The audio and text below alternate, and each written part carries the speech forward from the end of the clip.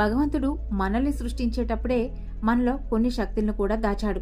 ఆ శక్తిని తెలుసుకొని ఉపయోగించుకున్నవాడు ధనవంతుడుగా మారితే, తెలియక కొంతమంది తెలిసి కూడా ఆ శక్తిని ఉపయోగించుకోకుండా తమ జీవితాన్ని సామాన్యంగా గడిపేస్తున్నవారు మరికొంతమంది. సైంటిస్టులు, ఆర్టిస్టులు, పేరు ప్రఖ్యాతులు సంపాదించుకున్న ఎంతో మంది తమలో దాగి ఉన్న ఆ శక్తిని తెలుసుకొని గొప్పగా ఎదిగారు. భగవంతుడు మనకి ఇచ్చిన ఆ శక్తి ఎక్కడో లేదు, అది మన బ్రెయిన్లోనే దాగి ఉంది. మన బాడీలో చిటికిన వేలు కదలాలన్నా కూడా మన బ్రెయిన్ యొక్క సహాయంతోనే జరుగుతుంది. కానీ అది మనకి తెలుస్తుందా అంటే తెలియదు. దాన్ని మనమే కదిలించేస్తున్నాం అనుకుంటాం, కానీ అది మన బ్రెయిన్ సహాయంతో కదిలిస్తున్నాం అనే సంగతి మనకు తెలియనే తెలియదు.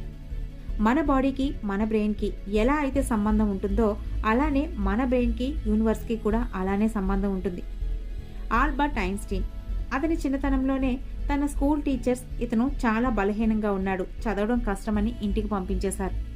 ఆ సమయంలో ఐన్స్టీన్ తల్లి నిరాశపడలేదు. నువ్వు ఎప్పుడైనా గొప్పవాడివి అవుతావు అని అతన్ని పదే పదే అంటుండేవారట. ఈ మాటలతో తనలో ఉన్న నిరాశ విడిచిపెట్టి నమ్మకంతో తన మెదడుని ఉపయోగించి టీచర్స్ చెప్పిన మాట అబద్ధమని ఆయన తేల్చేశారు. స్టీఫెన్ని ఎక్కువ కాలం బ్రతకడం కష్టమని చెప్పేశారంతా. ఇదే న్యూరోప్లాస్టిసిటీ ఉన్న శక్తి. తెలుసో తెలియకో అందరూ దాన్ని వాడతారు. అయితే చాలా మందికి ఈ శక్తి గురించి తెలియనే తెలీదు. ఈ శక్తిని వినియోగించకపోతే మీ బ్రెయిన్ మొద్దుబారిపోతుంది, బలహీనమైపోతుంది, జబ్బు పడిపోతుంది, జ్ఞాపక శక్తి పోతుంది, యాంగ్జైటీ, స్ట్రెస్, డిప్రెషన్ పెరిగిపోతాయి. డీమోటివేట్ అయినట్టుగా కూడా మీరు ఫీల్ అవుతూ ఉంటారు. ఆదాయాలు తగ్గిపోతాయి, రిలేషన్స్ కూడా తెగిపోతాయి. న్యూరోప్లాస్టిసిటీకి ఉన్న గొప్పతనం ఇది. న్యూరోప్లాస్టిసిటీ రాయిలాగా మారకుండా ఉండదు. ఇది తప్పకుండా మార్చుకోవడానికి అవకాశం ఉంటుంది. మొదట్లో ఒకరికి ఐక్యూ ఎంత ఉంటుందో చివరి వరకు అంతే ఐక్యూ ఉంటుంది అనుకునేవారు. ఒక మైండ్ సెట్ ఎలా ఉందో అలానే ఉంటుంది, మారేందుకు అవకాశం లేదనుకునేవారు. మన బ్రెయిన్ అనేది మన బ్లూ ప్రింట్ లాంటిది. దాన్ని ఎలా వీలైతే అలా మార్చుకోవచ్చు. పేదవారు పేదవారిగానే ఉంటారు, ధనికులు ధనవంతుల్లాగే ఉంటారు అని కాదు కదా. సైంటిస్టులు చెప్పిన మాటలేంటి అంటే మన బ్రెయిన్ ప్లాస్టిక్ లాగా ఉంటుంది, తప్పకుండా దాన్ని మార్చుకోవచ్చు. ఇందులో 2 రకాలు ఉంటాయి.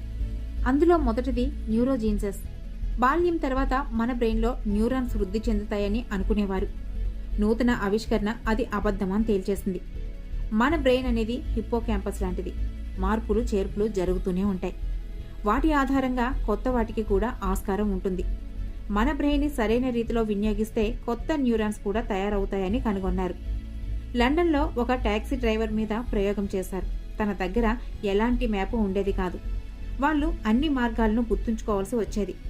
వారి బ్రెయిన్లోని హిప్పోక్యాంపస్లో అనేక మార్పులు జరిగేవి. చాలా విషయాలు నేర్చుకోవాల్సి వచ్చేది.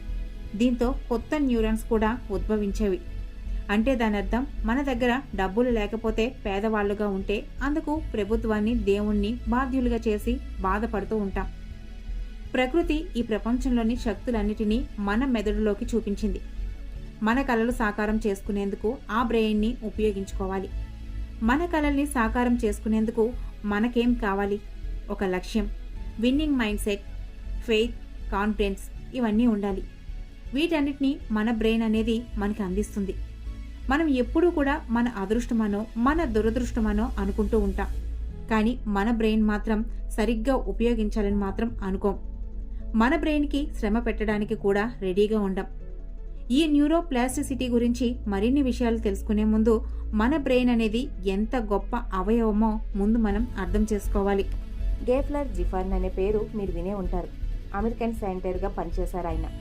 అనేక ఉద్యమాలకు నాయకుడు కూడా. అతనికి బ్రోకాస్ రీజియన్ దెబ్బతింది. అతని మాట్లాడే శక్తిని కూడా కోల్పోయాడు. మన బ్రెయిన్కి ఉన్న గొప్పతనం ఏంటంటే బ్రెయిన్లో ఒక భాగం పనిచేయడం మానేస్తే ఆ శక్తి మన బ్రెయిన్లోని మరొక పార్ట్లో పనిచేయడానికి సిద్ధమవుతుంది. ఆయన అలానే చేశారు. తన నిబ్బరాన్ని కోల్పోలేదు. కొత్తగా నేర్చుకోవడానికి ప్రయత్నించాడు. మ్యూజిక్ థెరపీతో తన కమ్యూనికేషన్ తిరిగి సంపాదించుకోగలిగాడు. ఇది కూడా మన బ్రెయిన్కి ఉన్న శక్తి. ఇవన్నీ ఈ వీడియోలో ఎందుకు చెప్తున్నామంటే మీరు సాధ్య అసాధ్యాలు అర్థం చేసుకోండి. పాసిబిలిటీ గురించి ఆలోచించండి. ఎవరిని దోషులుగా చేయకండి. ఎందుకంటే మన భవిష్యత్ నిర్మాతలం మనమే. Release more BDNF by aerobic exercises. మన చుట్టూ ఇంతమంది డాక్టర్లు, ఒత్తిడికి తగ్గట్టు మందులు, ఇవన్నీ ఎందుకు ఉన్నాయో ఎప్పుడైనా ఆలోచించారా? సిగరెట్లకు బానిసలుగా ఎందుకు అవుతున్నారు? మన బ్రెయిన్ని మనం ఎందుకు అర్థం చేసుకోలేకపోతున్నాం? ఎక్కడో బలహీనంగా ఉన్నాం. ఏరోబిక్ ఎక్సర్సైజ్లు చేసినప్పుడు మీ బ్రెయిన్లో ఒక కెమికల్ రిలీజ్ అవుతుంది. దీన్ని BDNF అని అంటారు. పూర్తిగా చెప్పాలంటే ఇది హైపోక్యాంపస్లో కొత్త న్యూరాన్స్ని తీసుకొస్తుంది. న్యూరాన్స్ ఫంక్షన్, యాక్టివిటీ, కెపాసిటీ పెరుగుతుంది. దీని కారణంగా మెమొరీ పెరుగుతుంది. మంచిగా ఫీల్ అవుతారు. బ్రెయిన్ కూడా పవర్ఫుల్గా మారుతుంది. ఈ కారణంగా ఆందోళన, స్ట్రెస్ అనేవి బాగా తగ్గిపోతాయి. మనం లా ఆఫ్ అట్రాక్షన్లో చెప్పుకుంటున్న పాజిటివ్ ఎనర్జీ అనేది ఈ విధంగానే వైబ్రేట్ అవుతుంది. పిల్లలకి ఎప్పుడైనా స్లీపింగ్ పిల్స్ వేశామా? అవి వారికి అవసరం అవుతాయా? బాగా కష్టపడేవారు ఎవరైనా నిద్ర మాత్రలు వేసుకోవడం చూసారా? ఒకానొక టైంలో ఇలాంటి సమస్యలు ఎవ్వరికీ ఉండేవి కాదు. అందుకు కారణం ఆ రోజుల్లో మనుషులు ఫిజికల్గా చాలా కష్టపడేవారు, యాక్టివ్గా ఉండేవారు. ఇవన్నీ పక్కన పెడితే ఈ రోజుల్లో మనం కనీసం వారంలో 7 గంటలు కూడా వాకింగ్ చేసినా కూడా అది మన బ్రెయిన్ని యాక్టివ్గా ఉంచుతుంది. ఈ సమస్యలను తగ్గించుకునే శక్తి మీ బ్రెయిన్కి అందుతుంది. వాకింగ్ వల్ల చాలా ఎనర్జీ కూడా అందుతుంది. ఇక రెండవది స్ట్రెస్ మేనేజ్మెంట్. ఈ ఆధునిక సమాజంలో ఎందుకు యుక్త వయసులోనే వృద్ధాప్య లక్షణాలతో బాధపడుతున్నారో తెలుసా? త్వరగా చనిపోవటం, జ్ఞాపక శక్తిని కోల్పోవటం, అనేక రకాల జబ్బులు రావటం లాంటి సమస్యలతో ఎందుకు బాధపడుతున్నారు? మనకి స్ట్రెస్ మేనేజ్మెంట్ చేసుకోవడం రావటం లేదు. ఆల్కహాల్, మొబైల్ ఇలాంటి వాటికి ఎందుకు బానిసలుగా మారిపోతున్నారు?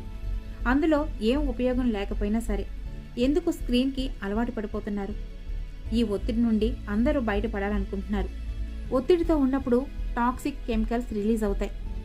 ఈ కారణంగా చాలా సమస్యలు ఆ లిక్విడ్ వల్లనే వస్తాయి. ఇది మన బ్రెయిన్లోని సెల్స్ని కూడా డ్యామేజ్ చేస్తుంది. దీంతో మన బ్రెయిన్ సరిగ్గా పనిచేయదు. మన బ్రెయిన్కి చాలా ఎనర్జీ కావాలి. ఆ ఎనర్జీతోనే మనం యూనివర్స్తో కనెక్ట్ అవుతూ మనకు కావలసిన వాటిపై ఈ ఎనర్జీని పాస్ చేస్తాం. దీంతో మనం కోరుకునేది ఏదైనా సరే దాన్ని అట్రాక్ట్ చేయగలిగే సామర్థ్యం మన బ్రెయిన్కి ఏర్పడుతుంది. మనం ఎక్కువగా స్ట్రెస్, టెన్షన్, ఓవర్ థింకింగ్ లాంటి వాటి వలన మన బ్రెయిన్ అనేది చాలా ఎనర్జీని లాస్ అవుతుంది. అందువల్లనే మనకు టెన్షన్, ఓవర్ థింకింగ్ లాంటివి చేసినప్పుడు త్వరగా అలసిపోయినట్టుగా అనిపిస్తుంది. వీటి వలన అనారోగ్యాలు పాలవుతారు. మీరు అనారోగ్యానికి వేసుకునే మెడిసిన్ పని చేయనప్పుడు డాక్టర్స్ ఎప్పుడూ ఒక మాట చెప్తుంటారు. ముందు మీరు ఎక్కువగా ఆలోచించడం, టెన్షన్ లాంటివి తగ్గించుకోమని చెప్తూ ఉంటారు. మన బ్రెయిన్ని మనం ఎంత అవసరానికి ఉపయోగకరమైన వాటి కోసం ఉపయోగించుకుంటామో అది అంత షార్ప్గా దాని పనితనాన్ని చూపిస్తుంది. ఏరోబిక్ ఎక్సర్సైజ్లతో ఈ ఒత్తిడి తగ్గుతుందంటున్నారు నిపుణులు. అందుకే ఒత్తిడిని లైట్గా తీసుకోకండి. ఇదే మీ సమస్యల్ని మరింత పెద్దదిగా చేస్తుందని గుర్తించండి.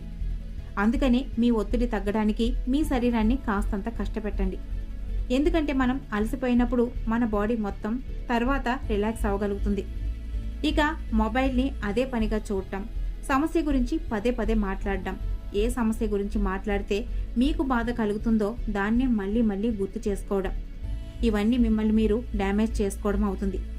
ఇక కొత్త కొత్త విషయాలు నేర్చుకోవడం వలన మీ బ్రెయిన్ అనేది చాలా చురుగ్గా పనిచేస్తుంది. నిరంతరం నేర్చుకుంటూ ఉండేవారి బ్రెయిన్లో హ్యాపీనెస్ కెమికల్స్ అనేవి ఎప్పుడూ రిలీజ్ అవుతూనే ఉంటాయి. మీరు ఏదైనా కొత్తగా నేర్చుకున్నప్పుడు మీ బ్రెయిన్ చాలా చురుగ్గా పనిచేస్తుంది. 2 న్యూరాన్ల మధ్య ఉండే కనెక్షన్ని పైనాప్స్ అంటారు. మీ మెదడు చురుగ్గా ఉన్నప్పుడు పైనాప్స్ కూడా చురుగ్గా ఉంటాయి. మీ బ్రెయిన్ డైనమిక్గా ఉంటుంది. దీంతో మీ మెమరీ లాస్ తగ్గి చాలా షార్ప్గా మీ బ్రెయిన్ పనిచేయడం స్టార్ట్ అవుతుంది.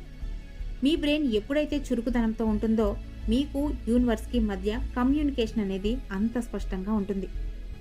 మన బాడీలో బయటకు కనిపించే భాగాల మీద ఫోకస్ చేస్తాం, కానీ మనకు తగిలిన గాయాలను, మీకు కలిగే అనారోగ్యాలను మాయం చేసే శక్తి మీ బ్రెయిన్కి ఉందనే శక్తిని మీరు పూర్తిగా మర్చిపోతారు.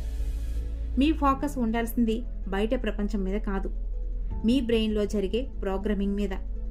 మీరు చేసే ప్రోగ్రామింగ్ అనేది సరిగ్గా ఉంటే మీ జీవితం కూడా సరిగ్గా ఉంటుంది. ఎప్పటికప్పుడు మీ బ్రెయిన్ని అనవసరమైన వాటి మీదకు పోనివ్వకుండా అవసరమైన వాటి మీద మాత్రమే దృష్టిని నిలిపేటట్టు చేస్తే అది మీరు అడిగిన ప్రశ్నలు అన్నిటికీ సమాధానం ఇస్తూనే ఉంటుంది.